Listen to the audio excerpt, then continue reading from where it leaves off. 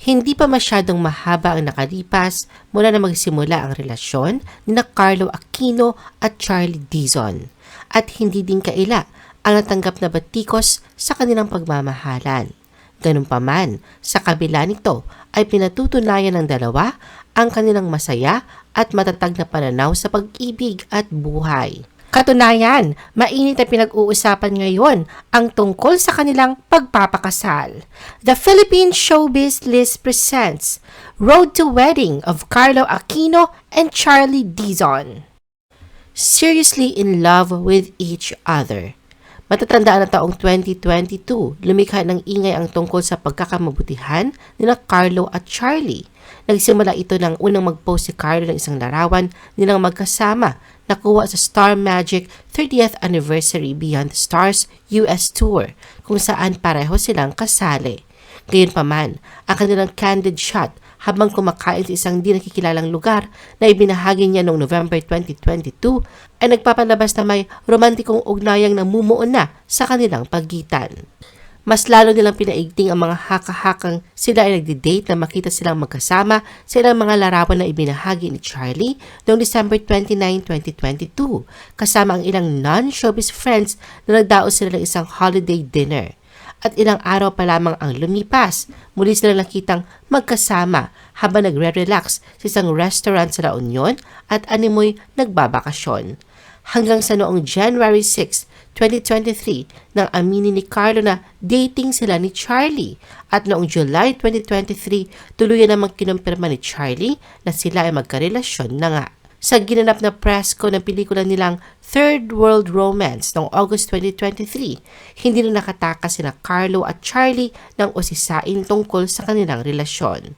Pag-amin ni Carlo, espesyal sa kanya ang pelikula dahil bukod si Charlie ang kanyang leading lady, ay dito rin daw sila nagka-developan. Inamin din niyang siya ang unang nagpakita ng pagkagusto. Mas naging okay daw sila ni Charlie sa US Tour ng Star Magic Anniversary na naganap noong August 2022 kung saan ay mas lalo niya raw itong nakilala. Nang makabalik sila ng bansa ay pinagpatuloy raw nila ang kanilang ugnayan at doon nga raw ay nagsimula silang magkita-kita at lumabas-labas. Bagamat inamin ni Carlo na siya ang unang nagmahal, inamin naman ni Charlie na sa simula ay nag-alala at natakot siya nang ipahayag ni Carlo ang kanyang intensyon na manligaw sa kanya. Sorpresa nga raw pagpasok ni Carlo sa kanyang buhay kaya nung una ay talagang umiwas siya. Kwento pa ng dalawa, hindi sila nahirapang gustuhin ang isa't isa sa kabila ng magkaiba nilang personalidad at mga katangian. Alam din daw ni Carlo na meron at merong huhusga sa kanya kahit na wala raw alam ang iba sa kung ano ang pinanggagalingan niya at tunay na nangyayari sa kanyang personal na buhay. Isa na nga raw rito ang kritisismo patungkol sa pagkakahulugan nila ng loob ni Charlie. Hindi na raw niya kailangan pang ipaliwanag ang panig niya. Ang mahalaga ay alam ng mga importanteng tao sa buhay niya na maayos siya. Buong pagmamalaki ni Carlo sa pagsasabi na masaya siya sa piling ni Charlie kahit may ilang tao pa ring hindi matanggap ang kanilang relasyon. Para naman kay Charlie, hanggat wala silang natatapakang iba ay hindi sila mapapagod na ipangalandakan sa lahat kung gaano sila kasaya ni Carlo sa piling ng isa't isa. Planning their future together. Sa sinimulang relasyon, alam na alam din nila Charlie at Carlo ang nais nilang kahantungan nito. Katunayan bukas ang dalawa sa pagsasabi na nasa punto sila na pinag-uusapan na ang kanilang future at goal na magkasama tulad ng pagbuo ng pamilya balang araw. Ayon kay Carlo na kahit sino naman daw na pumapasok sa isang relasyon ay goal talaga ay para makasama ang sinisinta ng panghabang buhay. Sinang-ayunan naman ito ni Charlie. Lahad niya na una pa lang daw ay malinaw na sa kanila ni Carlo kung ano ang plano nila sa kanilang relasyon. Lahat anya ay nakalatag na.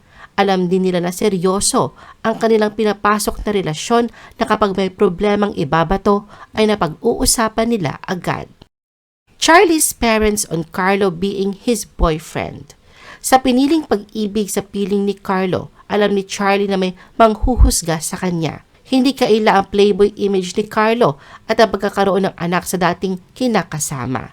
Ganun pa man, ang pag-aalala niyang ito ay nawala nang matanggap ang buong suporta ng kanyang pamilya. Sa isang interview noong January 2024, binunyag ni Charlie na boto ang kanyang mga magulang kay Carlo para sa kanya. Katunayan, kasama ni Charlie si Carlo na nagbakasyon sa Los Angeles noong nakaraang holiday break at doon ay na-meet ni Carlo ang buo niyang pamilya. Nakabase sa US ang mga magulang ni Charlie, pati na rin ang kanyang mga kapatid. Ayon pa kay Charlie, hindi yun ang unang pagkakataon na na-meet ni Carlo ang kanyang mga kapamilya. Noong Star Magic US Tour noong 2022, ay naipakilala na raw ni Charlie si Carlo sa kanyang mga magulang. At may isang pagkakataon pa nga raw nung may US Tour si Carlo ay pumunta itong mag-isa upang dumalaw sa kanyang mga magulang. Giit ni Charlie, love na love ng kanyang pamilya si Carlo. Carlo wants Charlie to be his wife. Sa anumang panay ang bukas si Carlo sa pagpapahayag ng kanyang malalim na pagmamahal kay Charlie kung saan ito ang babaeng gusto niyang iharap sa altar. Kaya naman nariyan ang espekulasyon sa nalalapit nilang paglagay sa tahimik. Nag-ugat ito na mapansin ng mga netizens ang kumikinang na singsing ng suot ni Charlie sa ilang events na pinaghihinala ang engagement ring na ito. Pero sa isang interview kay Carlo noong February 2024, itinanggi niya na engaged na sila. Pero kinumpirma niya na nakikita niya ang kanyang sarili na magsisettle down kasama si Charlie sa madaling panahon. Nang matanong kung mangyayari na ba ito ngayong taon, natigilan sandali si Carlo. Wala siyang direktang tugon at hindi pa masabi kung magaganap this year ang proposal at ang kasal nila ni Charlie. Malalaman at malalaman din naman daw ito ng kanilang supporters. Ayon kay Carlo, emotionally and financially ready na siya para lumagay sa tahimik. Nang matanong naman kung kailan niya napagtanto na si Charlie talaga ang gusto niyang pakasalan, lahad ni Carlo, sa tingin niya ay sa araw-araw, hindi niya inaasahan na ganoon. Sobra itong iba na ang pananaw niya sa buhay ay nagbago. Ilan nga raw sa katangian ni Charlie ang nagustuhan niya ng lubos ay ang pagiging palaban nito sa tamang paraan. Sinabi rin niya na kailangan ng isang ally, anchor, friend, partner and family sa buhay na anya ay mga katangian na natagpuan niya kay Charlie. Dagdag pa ni Carlo, sobrang gaan at sarap nitong tumawa na talagang dinig at saka kapag may problema ay talagang pinag-uusapan nila ng maayos. Aminado naman si Carlo na tulad din sila ng ibang couple na may mga away din pero agad nila itong napag-uusapan sapagat iyon anya ang pinaka-importante. Kahit uso ang hiwalayan sa showbiz couples, hindi nga raw nila napag-uusapan ang tungkol dito. The rumored wedding. Sa kabila ng pananahimik nila Carlo at Charlie ukol sa kanilang planong pagpapakasal, mas lalo pa nga itong lumiyab kung saan napaulat na ngayong buwan ng Hunyo ito magaganap. Unang naibalita ito sa Marisol Academy online show noong nakaraang buwan, kung saan sinasabi na sina Vilma Santos, Sylvia Sanchez at Loris Guillen ang ilan sa mga bigating ninang sa kasal ng dalawa. Maging sa vlog ni OG Diaz, binanggit din ang tungkol sa wedding plans ni Carlo at Charlie at parang hinintay lang ang pagdating ng mga kaanak ng dalawa upang masaksihan ang kanilang pag-iisang dibdib. Gayunpaman, wala raw impormasyong nakukuha si OG kung saan gaganapin ang naturang kasal. Sa isang episode din ng Christopher Minute ay naiulat din ang tungkol sa kasal ni Carlo at Charlie na umano'y matutuloy na nga raw. Lahad ni Christy ayon sa nakarating sa kanyang balita na nakahanda na nga magpakasal ang dalawa. Katunayan, ang pamilya nga raw ni Charlie ay halos na sa Amerika lahat at itong si Carlo ay nagpakita ng pagkamarespeto pa nung maging sila ni Charlie ay sinadya niyang puntahan ang pamilya nito para magpaalam na para bang pamamanhikan. June 9, 2024, the wedding day. Ang usaping pagpapakasal ng dalawa ay lalo pang nabigyan ng kalinawan sa ulat ng isang entertainment news site. Nasagap ang balitang ikakasal na sila Charlie at Carlo sa katatapos na 47th Gawad Urian, Sabado ng gabi, June 8. Tumanggap si Charlie ng Best Actress Award para sa pelikulang Third World Romance kung saan kapareha niya si Carlo.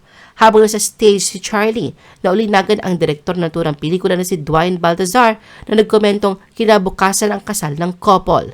May narinig daw na tila nag-uusap na parang best wedding gift para kay Charlie ang pagkapanalo niya. Ayon sa bulong-bulungan, ay ngayong araw ng linggo, June 9, 2024, ang wedding day. Pagkatapos ng programa nang tanungin daw si Charlie tungkol dito, umiwas namang magbigay ng confirmation o denial si Charlie.